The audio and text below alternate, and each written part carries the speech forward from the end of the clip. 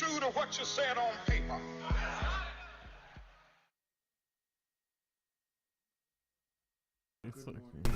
Oh man, that was scary. Good morning. Are we back? Yes, we are. Yeah, All right. so we are back. Welcome back to At the Round Table with MAMLEO. I'm your host, Larry Olsen, in studio with my brothers for about 2 minutes. We gotta get serious, man. A little chilly today. Not tamale. My brothers, Rose Pierre, Good Rose morning. Scholar. Good morning. Dr. Bradley is in the house. For now. He be getting a check. You got things to do. You do. Indeed. Yeah, You man. want to thank our sponsor. I may have to make a contribution, Doc. The money store for all your mortgage needs. Get branch manager Cora Holbrook a call. There we go. 508-345-4726. That's 508-345-4726. Hey, man, you gotta make it fun, though, man. You know what I mean? You up Listen, early in the morning. We gotta laugh, right? Absolutely. You need to laugh. Laugh is good for the Right, soul, right. man. Yes, it is. It's the best medicine on earth, Yeah, and it's free. good for the Yeah, I soul. want to Yes, welcome it our is. engineer Marquise this morning. Yeah, is in here. Ça passe? Engineering, our intern. Good morning. Good morning. Marquise. You know, it is really truly great to have you here because we always are advocating to have our young people at the interaction. I think for me, that's what helped me. I became a police officer at 19 years old, 19 years of age. And see what happened to him? Exactly. Yeah, you know, but having that exchange is important Yeah. because knowledge is power, and that's what people don't want you to have is that knowledge and that spirit of cooperation. So we are truly happy to have you here with us on Saturday mornings. Marquise is, for those of you who can't see him on camera, he's the only one here with hair. He's interning with us in from Latin.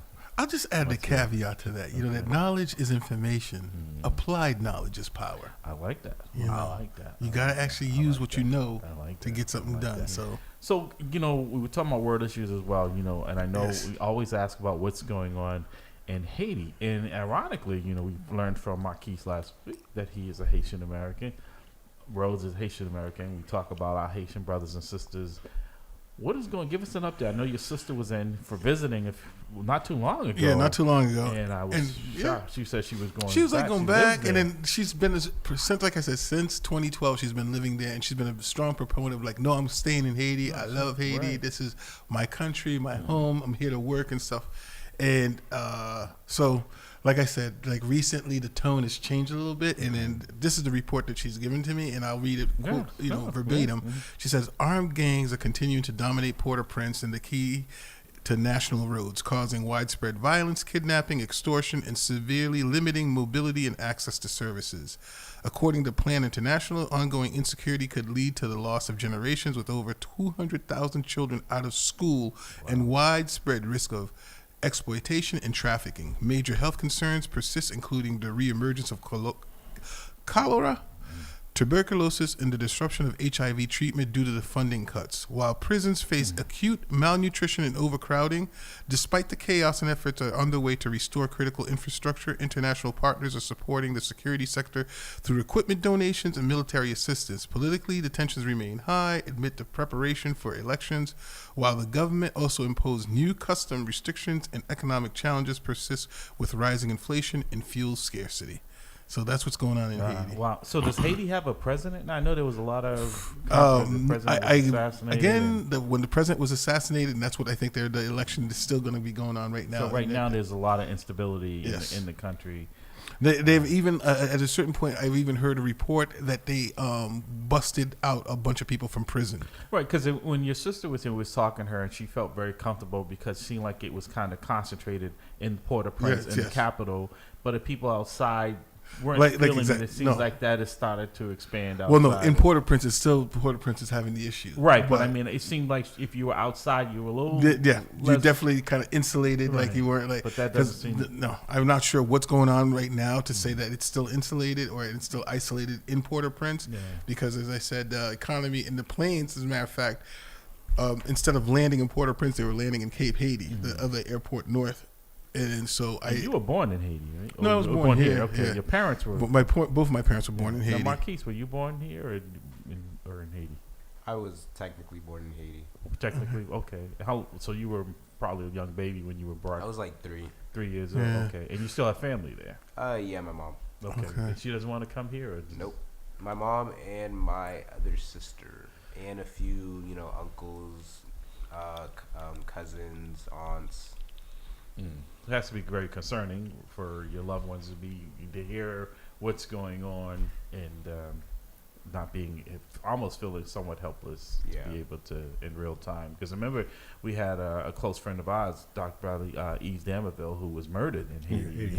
Yeah, no, that was so sad. That was so sad because I remember when that happened, and it was like again, it was a setup because literally he did not need to take out if Haiti had a secure banking system, he could have just wrote a check or he could have just used a card or what have you for that transaction. And literally, he was like, "All right, no, you have to go take that money." And again, the way it works in Haiti, like the people, even the teller, again, like at the bank, might be working with the thief. Like, oh, this guy's got $10,000 in cash or $20,000 in cash. Give a wink outside, and someone go rob him because they know how much money he just withdrew from the bank. And then so unfortunately, he, again, just thinking that he's going to the bank and not understanding that this is a third world country where people. Well, I think he understood. I think he felt comfortable because he had retired and he was building his home there. Yeah. He frequented there all the time. People knew him, respected him. But you also have the issue of poverty and greed, desperation with people. But wow, we're going to continue to talk about this in our break. But thank you for that update. Pivoting a little bit, they've started to tear down the White Stadium. Says with White Stadium demolition underway, planned opponents and city await court ruling.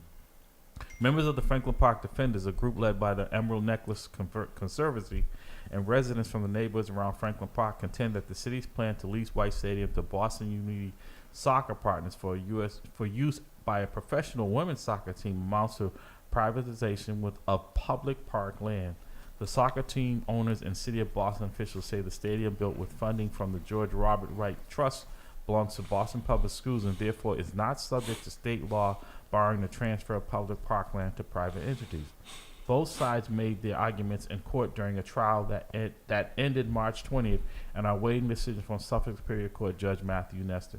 So again, this it goes on, but this is again another instance where the mayor says she knows what's best for the city. I get it, you elect a mayor, but the people have an input, if I'm not wrong, Dr. Brown and Rhodes, that the vast majority of people saying that they wanted this to stay as part of the public schools. It's been there forever. When I worked for the police department, I've watched many games there. It was a tradition on Thanksgiving to see the high schools playing football there, and the playoffs and just a track and field.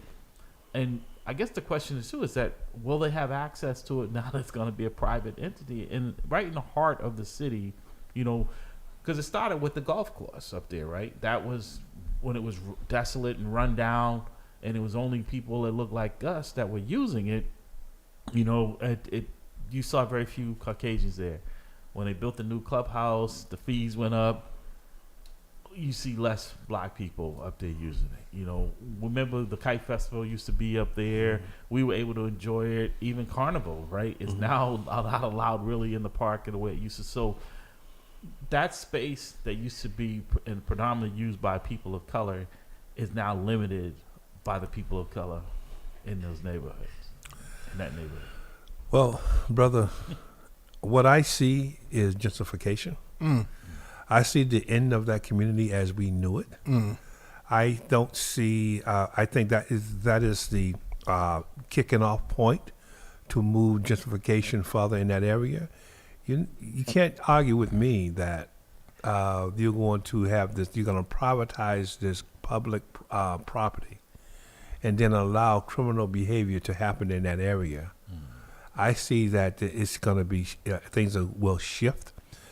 To keep in mind now, the Boston Police Department, along with its the park rangers, the Boston Police Department, along with its partners, the state police shut down the entire city of Boston after the Marathon bombing. Shut it all down. All right, they can control that section of the city as it relates to crime. Now, I'm not advocating for criminals. What I am advocating for are those homeowners in that area who will be forced out because of the fact that they will not put a private soccer team in that area and leave the conditions the way the economic conditions the way they are it today. sounds like their attitude is gentrification is justification. That's right. Yeah. That's where I'm going. And I'm really, I see that whole community will change. Yeah. That is the beginning of it. Because that's the emerald necklace is now it's a prime real estate jewel that they're saying, well, you know what, we're going to take it over. It's got the bus lines, Yep. it's got the trains, it's got everything that we need. You can watch as soon as that stadium becomes privatized, how quickly the roads all of a sudden no longer have potholes in them. I think more importantly, watch how quickly the golf course develops. Yeah.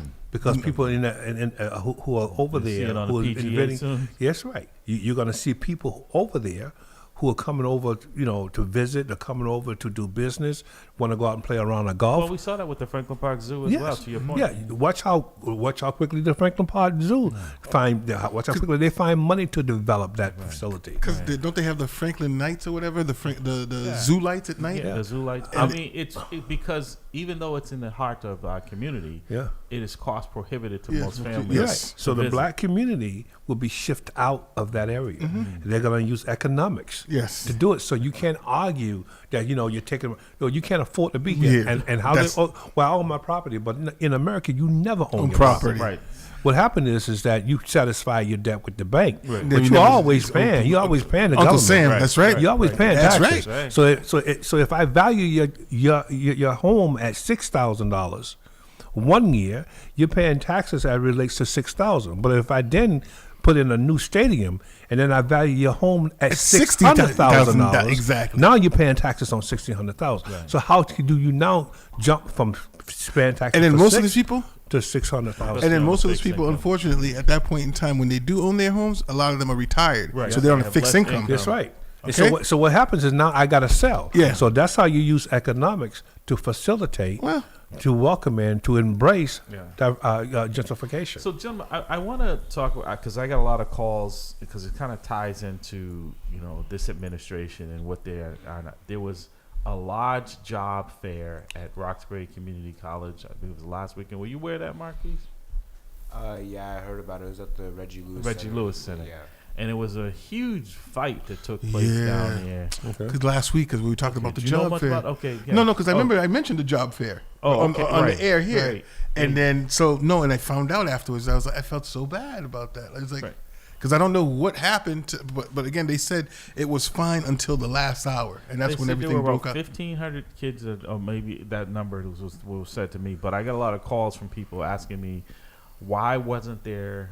More police there. There were no police, really, from what I was told, that they were ill prepared for having that many young people. And I'm not saying because you have young people in our community, but the reality is that we know that when we get our young people together from all over the city, the likelihood that things could happen, right? So better to be prepared than reactionary, because what I heard was they were calling for help from agencies all over once it exploded, and they said it really exploded because it was being taught. Were you at the Baker House this week? Yes, I was. And I guess they only had one line from in the police report Yeah. about it, and people were upset that it wasn't being discussed and it didn't get the attention that it should have. No, absolutely. Based on that, because they were saying a lot of the employers that were there were saying, well, if this is how these young people, a reflection of our young people, which was a small population.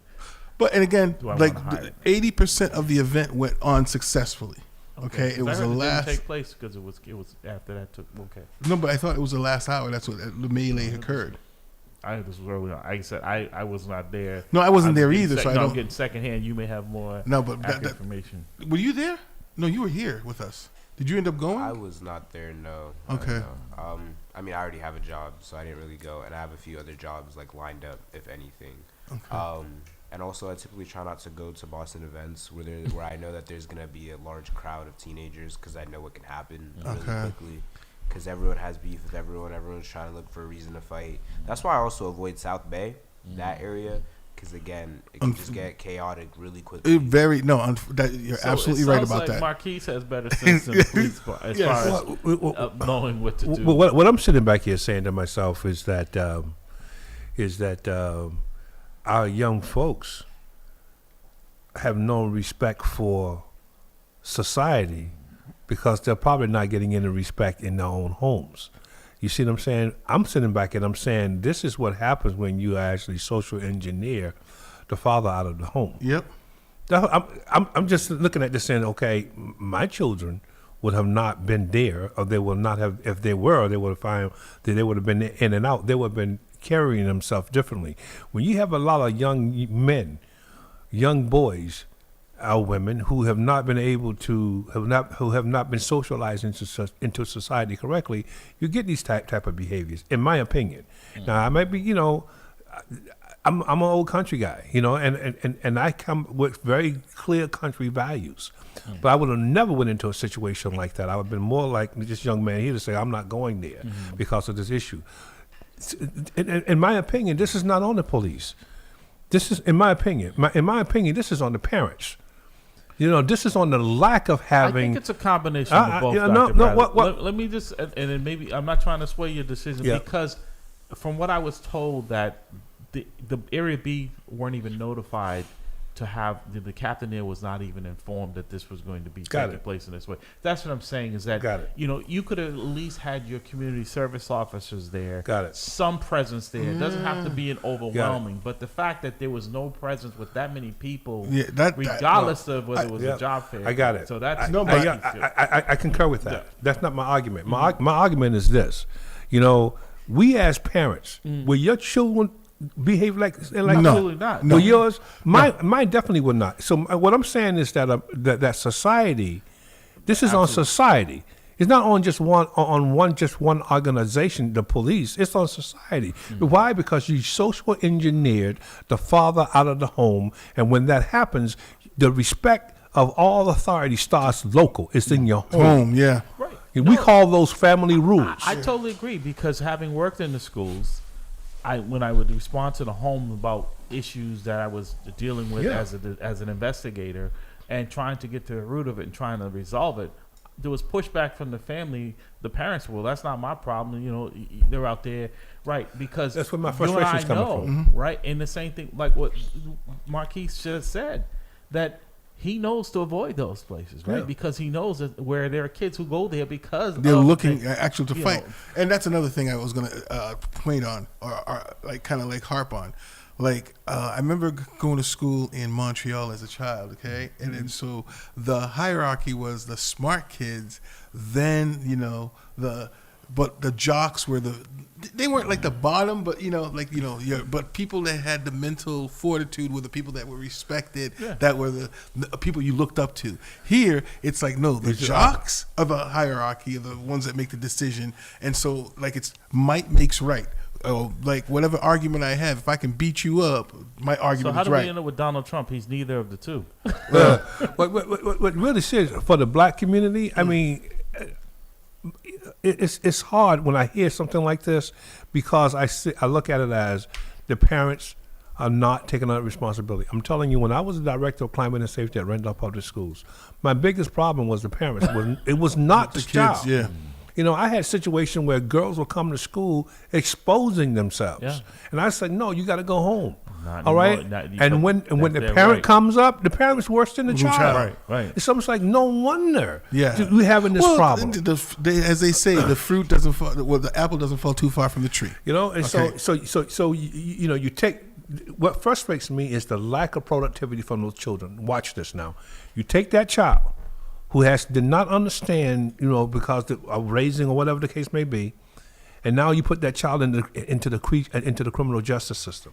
So you put the scarlet letter, CJ, on their head, and now that person is like introduced into a system that makes it okay for people who have ill intentions for that child to discriminate against them like they did to our ancestors in slavery. Yeah. All right, so I get it's totally frustrating. No, the thing that he's pointing out right now, it is absolutely by design. Okay, the fact that they've taken the father out of the home. Yeah. Okay, that was structurally wrong. It was engineered, it's social engineering to make sure that again the black family fails. Yeah. Right. Because that is the strongest unit, and the way to actually protect someone is like at home. And then so if you like can destroy the home, Right. what are you left with? Right. But I guess, this goes back to that sense of community, right? Is that when we grew up, there was that village, right, where we weren't trying to assimilate into an arena or an area where we were accepted.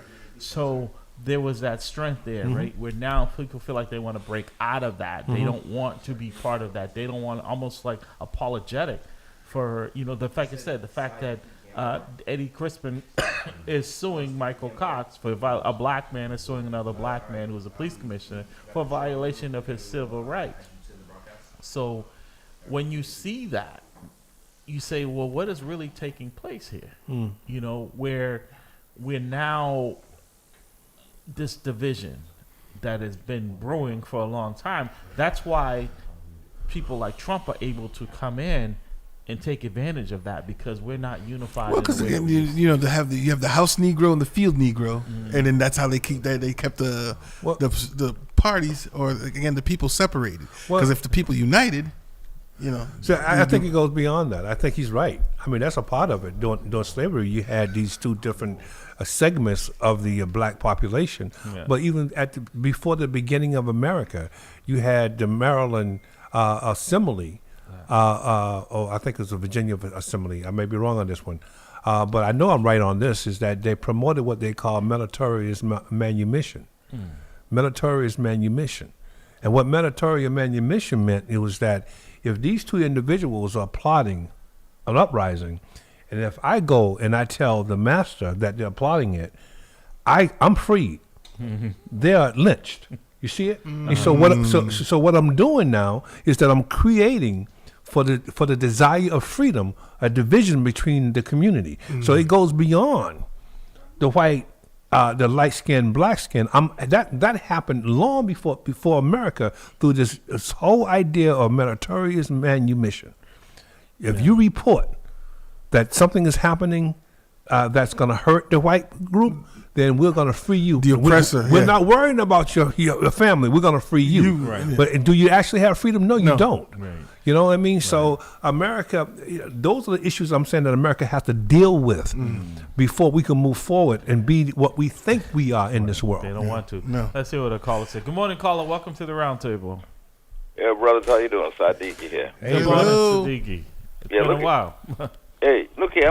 I'm calling in about the Reggie Lewis. Let me just say first and foremost that I hear the whole thing about youngsters being out of control. We can't put the total onus on the youngsters. Let me just say this to you, that at the present time at the Reggie Lewis Track and Field Center, there is no discipline at all in terms of staffing. There's complete chaos that's going on there at the Reggie Lewis. Now, of course, I've spoken before about the former executive director, Michael Turner. And so what it is that our organization, we've talked to the President Jefferson, because, what happened was that some months ago, disrespectfully, the core members of the staff over there, Sherman Hart, Frank Jackson, Camilo, and them, were escorted out by security based on the orders of Michael Turner, Steve Tompkins, People that would have handled it. Keith McDermott, all those folks, right? So what you have right now is a circumstance at that building, because my grandson works a part-time. Look here. That building has been open since 1995. There's been major events there in the past for young people. Did you ever hear of an incident like this happening? No, because what's going on there is that it's just a building there now. No, but let me just say this, Siddiqui. No one is putting the blame on these young people, but this doesn't just take place there, right? That was just the location for that day, right? Because I've seen this over in South Bay with our young people. I've seen this downtown in Downtown Crossing. I've seen them take over the Macy's, the whole department store, and a lot of this has to do with the parenting. I'm not blaming all the parents, but and hear me out here. What I'm saying is that, Siddiqui, we were growing up we knew not to talk to adults in the way that these young people talk to us. And the reason why is because we had a healthy fear of our parents that if we would be held accountable for that type of behavior outside of our home. Like our young intern here is saying, he avoids those places because he knows he's a young man, and it's sad that he's saying that he doesn't go to South Bay. He didn't go to that event because of the possibility that this could happen, right? And it did happen. So it's not, this just happened to be at Reggie Lewis, but I remember before I retired, there was an incident over there in South Bay, and I was there. And the kids were over there just running rampant, and they attacked us.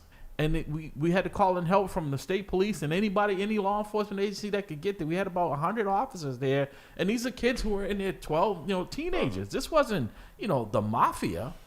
So this is where the parents also have to step in and give their kids guidance when they're going out. See, I'm not disagreeing in terms of what happens in the home. What I'm saying is that what happened at there were 1,500 youngsters there. Yes. That's not the first time. I'm talking about specifically about the Reggie in terms of the discipline that is established there. There's been huge events with youngsters of that number in the past. What I'm saying to you is that the youngsters, when they come to the Reggie, they know that there's a certain expectation in terms of their behavior, and they feel like the Reggie is their second home.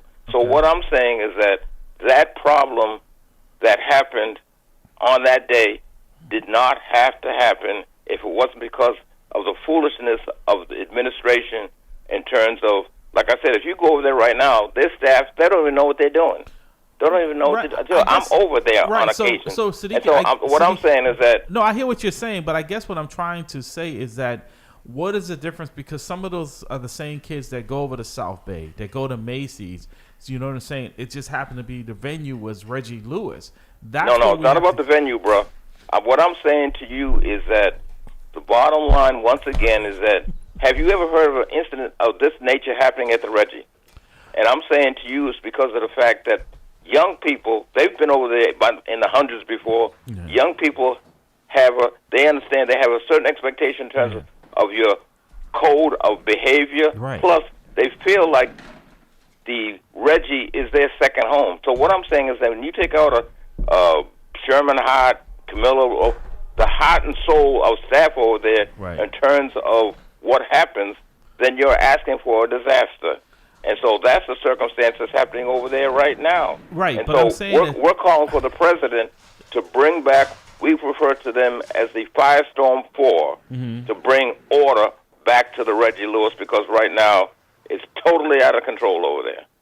I'm not, but I'm saying these kids are not there every day, right? Because this same behavior takes place over at the Madison Park Complex sadly on a daily basis with our young people, right?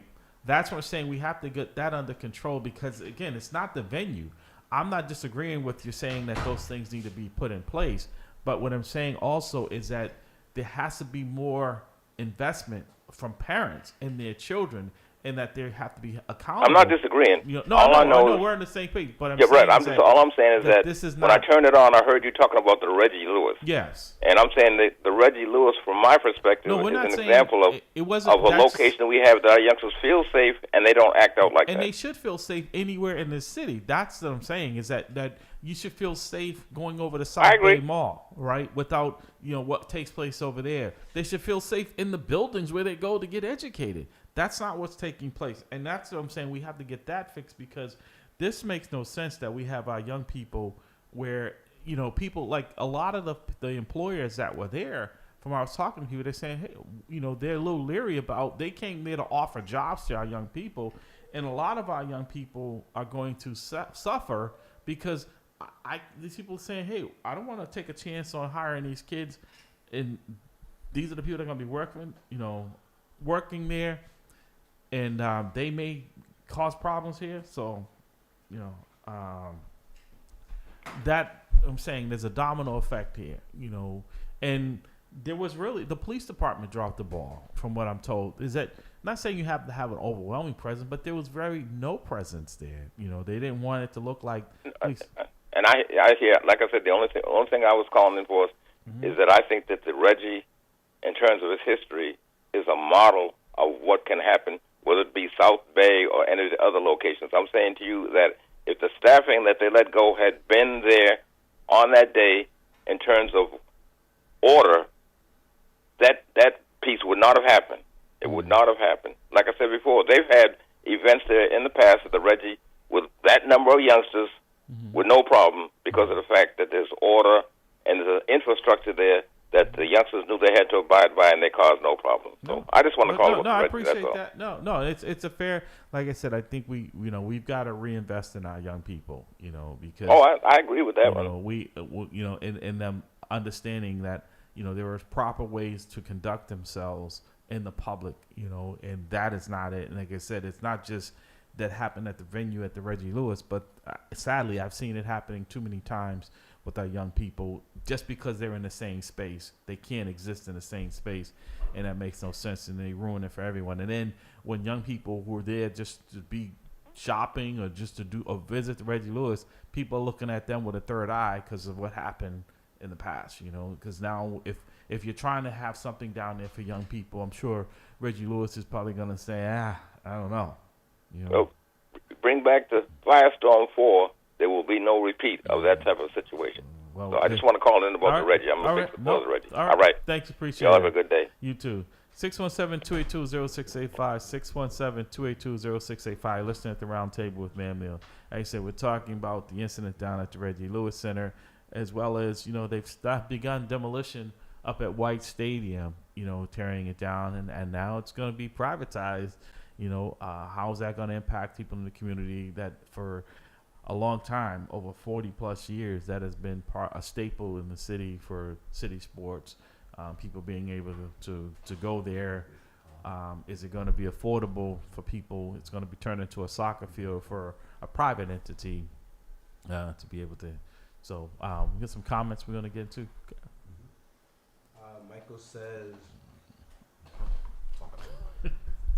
Michael says Rose mentioned the job fair last week. I wanted to take the kids because they are looking for work, but my daughter had rehearsal at school. Thank God we didn't, because we would have been there for that. Kids nowadays have no behavior.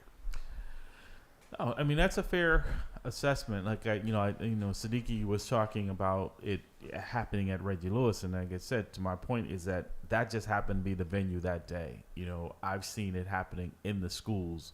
Where there are melees at Madison Park and other schools around the city, but also at Downtown Crossing at the stores down there. South Bay is on the radar of a lot of our young people. We had an incident downtown at the movie theater there where they attacked a police officer on duty inside the movie theater down there. A large tendency of young people. There just doesn't seem to be in our youth today, for whatever reason, a sense of respect for adults, respect for themselves in a lot of instances, because this is not how you conduct yourself. And I get it. We've had some reforms here in Massachusetts where we've decriminalized the age of young people where they can be held accountable. Anyone under the age of 12 is not criminally responsible for their behavior. But what we haven't put in place is mechanisms to deal with the behavior, because just because it's not criminalized doesn't mean that it's right. And a lot of these young people are also being recruited because of their age to commit crimes, to do things that they normally would not do, and people know that they won't be held accountable, and that the accountability starts in the home. There's nothing that the school or any institution or community center is going to do that is going to do a better job of parenting than you do. If you don't have that, I know the reason why, Dr. Bradley, I didn't conduct myself is because I knew there were going to be consequences. Oh, absolutely. Absolutely. And I, although I'm a 1956 baby, I know I was born back in the 50s, but there was a certain collaboration, for lack of a better term, between the parents and the community on raising the children. Right. So my dad or my mom or my older sister couldn't be around all the time, but if one of the other parents saw me doing something that they know was mischievous or something that was wrong, they would take me up real quickly. Yeah. And then, I used to negotiate with them to say, don't tell my parents. I'm happy with that. Because Exactly. this is over with, Right, right? right. We're straight. Right. That doesn't happen today. No. In fact, we are so litigious is that we begin to actually want to go to court because you put your hands on my child. I'm not advocating beating the baby. What I'm basically saying is that there are things you can do that can discipline that child to show the right and the wrong in the behavior. The other thing too, we talk about it a lot, is this device here. All these kids have phones. We know that they can hit a button and they can have 1,000 people in one location, and that drives it because we grew up in a different era where we didn't have that, but now it's accessible, and it's up to parents on how they monitor it. Some schools around the country, and now they're thinking about here, are banning cell phones in the schools, and it's saying kids are putting holes in the wall. They're going through withdrawals as if it was a drug. Yeah. They're saying, hey, you cannot have a phone, and they're seeing that once they get used to it, that they're doing better with education, because this is a huge distraction. This is why you can have 100 kids waiting for somebody outside of the school where you couldn't go to the principal's office and call all your friends and tell them to be outside, and even get your parents all wound up saying that the teacher did something to you, right? And you don't know the other side of the story. Let's bring this caller in. Good morning, caller. Welcome to the round table. Caller, you there? Hello. Hello. Yeah, and just for the record, I can't believe you gave Pastor Hoff the day off, huh? Usually he's on the phone, so. Oh yeah, well, we're training his replacement.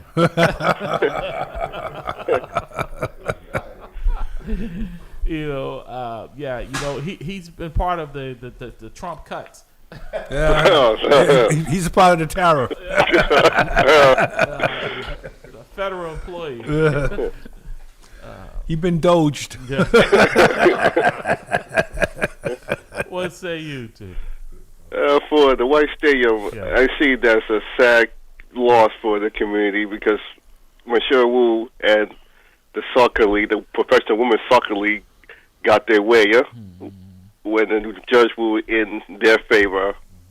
Yeah, no, absolutely. But also, I mean, look at when the city also took over the Harriet Tubman House down in the south. That was the last vesture that we had in that community where we could come, and now that was a high end condominiums, right? I don't know. We just don't have the fight in us, that we need to collectively, But again, that took place. There was an election in the fall.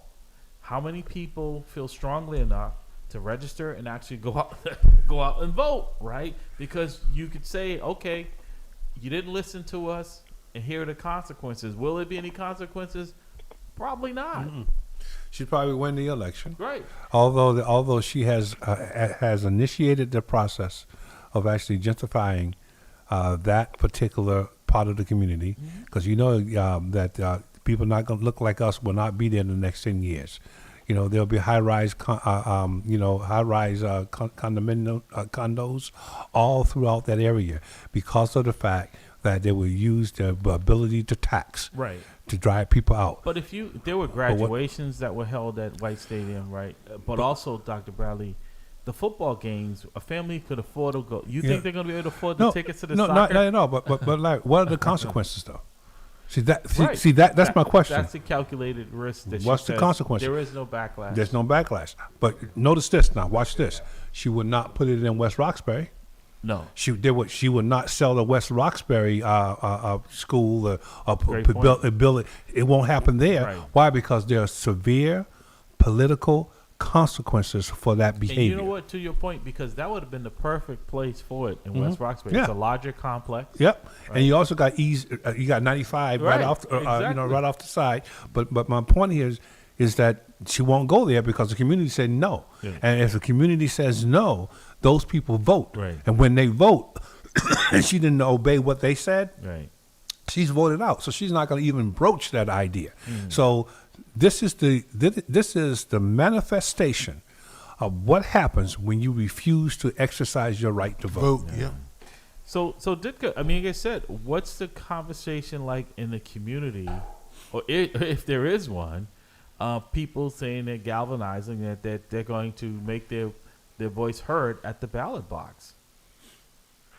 Well, I disagree with you, Larry, on losing the fight, because if we as black people lose it, then guess what? We just gave into anti-black white supremacy. So I'm not the type of person to say, well, we just should throw in the towel. No, we have to constantly fight to keep what we need. No, I'm not. Let me be clear. I'm not advocating that, but I'm also a realist, right? Because if that was, we had people. Donald Trump won in some of these states by very slim margins. A lot of that were people were upset. For instance, in Michigan, the population of Detroit over Palestine, right? So they said, well, they're not going to vote for Donald Trump, but they're not going to vote. Not voting for Harris was a vote for Donald Trump. And in some of these other states where you had some of these black men that couldn't vote for a black woman, right? Even though most of their households were run by black women. I know my home, my dad wasn't there, run by strong black women. So you said what we're paying the price for that, and I still don't see people with the sense of urgency that is needed in these times to step up. So I would love to see people are out today. They're gonna. That Rhodes was saying there's gonna be protesting in Boston Common, like different, People have been protesting Tesla dealerships and things like that, but they don't. If that doesn't turn into votes, it's really just an exercise, and for your First Amendment rights, but you got to do better than just go out there for protests. You have to actually. Today should be a day where they should be going on knocking on doors of people's home. Are you a registered voter? If you're not, here you go. Let's get you registered, and where do you vote? Let's make sure people know, because they're shutting down precincts and gerrymandering. Well, I go one step further. I agree with that. But I also have a registered voting table at the event. Right. Yeah. You know what I mean? So, if you're going to rally, and then explain the importance that this is only the first step. Right. The second step is making sure that you bring yourself to the voting pool, a voting booth, and vote and pull the level. Yeah. That's the problem with our community. We'll sit back, we'll complain about what people are doing to us, but we're not doing anything to actually make sure that they think twice the next time around. Well, see, that's what I'm talking about, Dr. Bradley, folks, is that I thought there were benchmarks, right? When we started seeing the gentrification, I figured, okay, this would rally people to say, hey, I'm getting pushed out of it. And then I figured more personal to people, especially parents, was the lack of education in their schools. That would be the one where, oh no, we can't have this. Hey, it happens, and look, the population has declined. I will say, unfortunately, it's the fact that we don't organize, because a couple of people here and there will notice, and again, that's what causes the flight of I'm going to push back, because if you go on social media, Facebook, people are organizing. Yeah, I think organizing. They're pushing what they want, but they don't, because that's entertainment. Yeah, and also, Larry, my other hit on that is that, because I think Brother Rose is right. We don't organize, but I think organizing has changed over the years. Organizing, when he says the word organizing to me, as back in the 60s and 70s, baby, I'm looking at what's posted on the pole, announcing an event that we all are gathering. Yeah, he's talking about what's going on here, how you can use this to bring people to that field or to that particular location to gather. Right.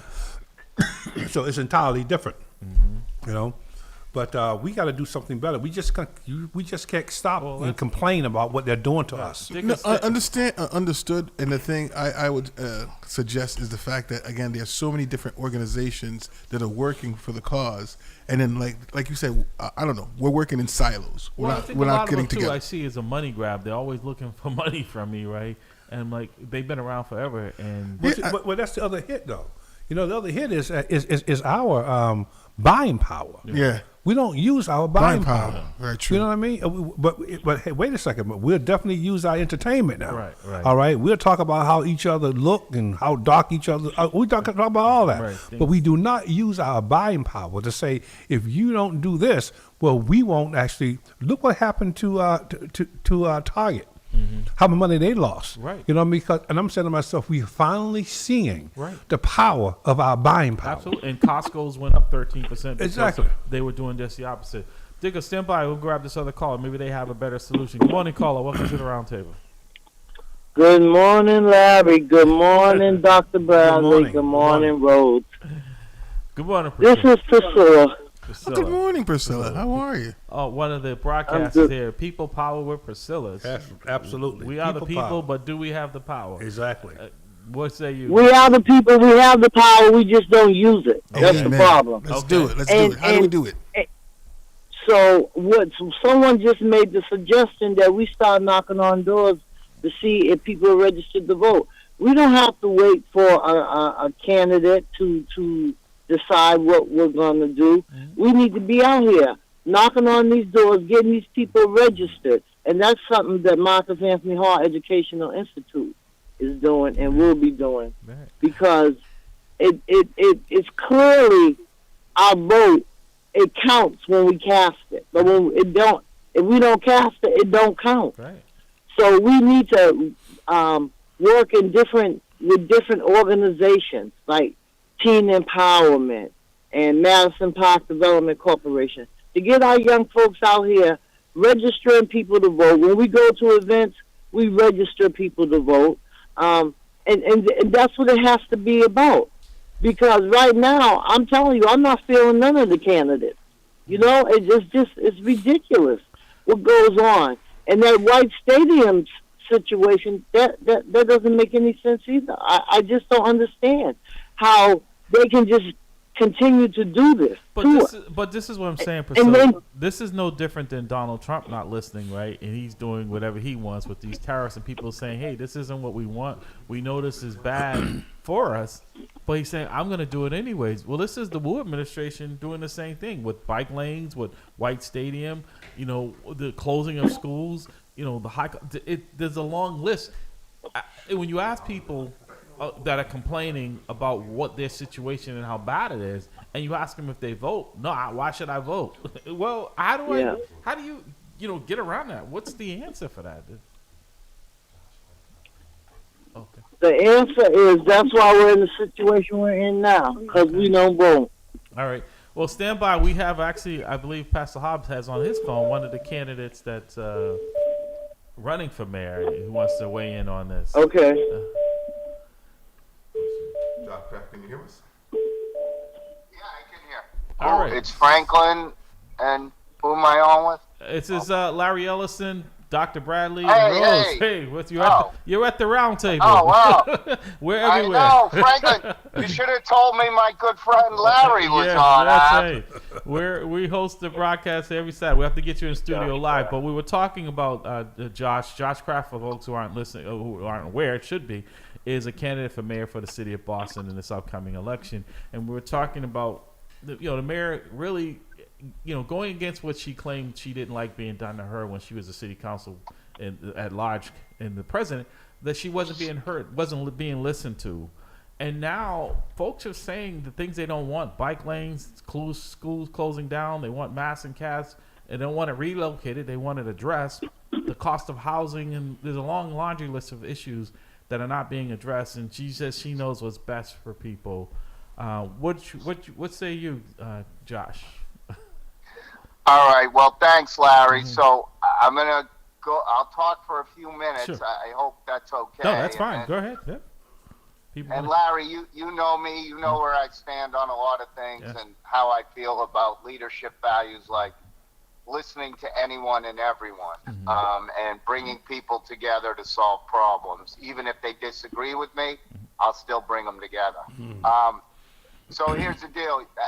I've spent 35 years working in the neighborhoods of Boston. 35 years. I made a conscious decision not to work in the family business. And someone once told me, if you love what you do, you'll never work a day in your life. And I can confidently say for these 35 years that I've done community work, I've never worked a day in my life. And I've come to love the neighborhoods of Boston, and what I love most is the people of Boston. And the great honor I've had to work with, meet, and most importantly, learn from so many people, including Mr. Ellison. And right now, in my opinion, under Mayor Wu, the city is headed in the wrong direction. Okay? Housing is unaffordable and unattainable. Parents and families are pulling their kids out of BPS in record numbers. Mass and Cass the mayor declared victory at Mass and Cass 3 years ago, but the victory was it spread across the 7, 8, 9 neighborhoods across the city. Absolutely. Amen to that. And poor management at City Hall. The elections department is in state receivership. Folks went in November to pull a ballot, and there weren't enough ballots at the precincts. And finally, fiscal mismanagement. The city budget's grown 20% in 3 years, while this past year the average tax bill increased by 10%. And the ironic thing is, at a $4.6 billion budget, the mayor says there's not a penny to cut from her budget, and now she's spending over $100 with the crazy tariffs. She's spending $100 million on White Stadium. We all know that's going to go up significantly more. At 25%. And that's money that could go to the housing, the schools, and other things that help the citizens of Boston. So in the end, my candidacy is not about political posturing. It's not about political ideology. It's not about political positioning. It's simply about getting things done for the people of Boston by listening to them, bringing people together, not making promises I can't deliver on, and having the political will to make hard decisions that benefit the citizens of Boston. Well, Josh, and that's why I'm running for mayor. Josh, and I appreciate everything you've just said. We have a young intern who is interning our broadcast here because it's at the round table with MAMLEO, Marquise, who is a student at Latin High School, which is one of our premier schools here. What do you say to some young person like Marquise as to why they should get involved in civic engagement, as you and your family have done for over the years, but why young people should be engaged in what's going on today? And Marquise, I assume you can hear me. Yes, you can. You probably heard this from the everyone on the phone on the round table today. But Marquise, you're the future. You're the future of the city of Boston. You're going to be dealing with environmental issues, housing issues, school issues, budgetary issues. And the earlier you start, the better understanding you'll have of them, the more passion you'll feel for them as you get older. And we need young people, bright young people like you, to take the reins for the next generation. Because, again, I don't just care about Boston today. I want to make sure it's great in the future. And we need people like you to get involved. And I don't even care if you get involved and challenge me on some of my thoughts. That's the only way we move forward. Absolutely. Josh Kraft, thank you, sir. We appreciate you. And Marquise is sitting here shaking his head in agreement. This is why we intern with young people like this, and we'd love to have him meet up with you so that you can hear from our young people. This is why we do this broadcast, because it's important. It's not just to be controversial, as some people may believe. It is to let people have an open, honest conversation about what's going on in the world and how it impacts them in our communities. And folks don't want people to hear that, but that's how things get done. Is difference of opinion coming to some type of resolution. So, did you want to say something, Marquise? Who, me? No, Marquise wanted to say something. I would definitely say, just look out for me. 2044, when I'm 36, I will be running.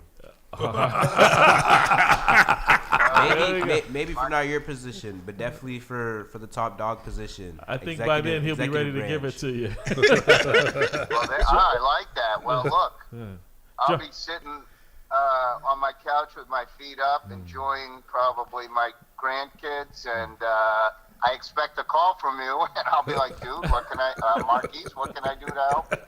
All right. Josh, thank you, sir. We appreciate it. I know you've got a busy weekend. Thank you for taking the time to call. And we got to get Larry, you in. Get you in at the round table. Anytime, and I'm sure you and I will talk soon. Absolutely. So thanks, everybody. All right. Thank you. We're going to get the round table. That's Josh Kraft, candidate for mayor for the city of Boston. We've had 3 candidates in the last week. Yeah. On there. Maybe we should have someone come in. Maybe we should. I believe we've invited the mayor in. Before we go, today, April 5th, at the Lowell Mills Public Library from 1:30 to 3:30. My company is Sam Reimer is going to be hosting a home buyers workshop. That's today at the Lowell Mills branch, Saturday, April 5th, 2025, from 1:30 to 3:30. All ages. Registration is required. There's a QR code that you can go on his website to sign up for this. Again, it's a free home buyer education workshop. I know, Pastor Hobbs, what we got for time there? Yeah, okay. We got to go? Well, be blessed. All right. Thank you. Hustle real hard, So if I never see ya, never get the chance to meet ya. No, I came up from the bottom, always rooting for the underdog. I wrote 300 songs in 1 year, Boogie will tell you I'm on it. I got unreleased songs for days, they don't want it. Eat any MC in the game, it ain't a challenge. If your music reflects who you are, then you's a coward. I can see through the lies you ain't living what you spitting. If your money's so long, why your dog's in prison? Why your baby mom's stripping, why your mom's still living in that same broken home that you used to sell piffin'? You ain't gotta lie to me to sell me a track. You ain't gotta rock fake jewels or walk around strapped. I respect artists getting money, but love them for spitting crack. And the fact that one track can move a family out the trap. It's a dream for us lost souls brought up in the mix. I'm motivated by the artists coming out in my midst. And the artists that paved the way when I didn't exist. Music's a skyscraper, I'm just trying to add a couple bricks. This is for the dreamers. They say I am a dreamer. Cause I still believe that anything is possible as long as you work hard. Hustle real hard, hustle real hard, hustle real hard, hustle. So if I never see ya, never get the chance to meet ya. No, I came up from the bottom, always rooting for the underdog. Hustle real hard, hustle real hard, hustle real hard.